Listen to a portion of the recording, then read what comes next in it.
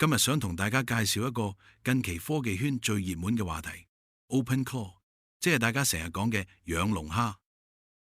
OpenClaw 簡單嚟講係一個開源嘅 AI 代理框架，佢同我哋平時用開嘅 AI 助手最大嘅分別係 OpenClaw 唔只係一個咁嘅咁 AI， 佢係一個做嘅咁 AI， 佢可以好似真人咁直接操作你部電腦，幫你處理晒所有文書工作。例如你可以同佢講，幫我整理晒尋日嘅會議記錄，然後 send 郵件俾所有與會者，再將佢文件歸檔。OpenClaw 就會自己開瀏覽器、開郵箱、喐文件，一氣呵成幫你搞掂。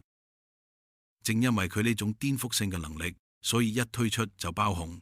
但有趣嘅係 ，OpenClaw 本身係免費嘅，圍繞住佢反而出現咗一條完整嘅產業鏈，令好多人揾到第一桶金。目前主要有幾種賺錢模式。第一種係提供服務。OpenClaw 嘅安裝同設定需要一定嘅技術門檻，所以好多唔識電腦嘅人都願意俾錢請人代勞。由最簡單嘅幾十蚊人仔嘅遠程安裝，到幾千蚊嘅上門定製服務，全部都有人買。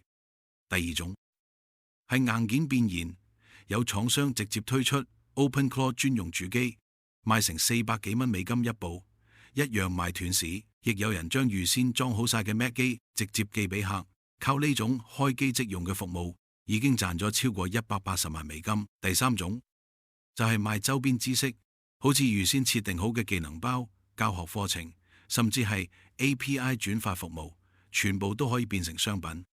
不過大家如果攞住試玩，有兩點一定要留心。第一係安全風險。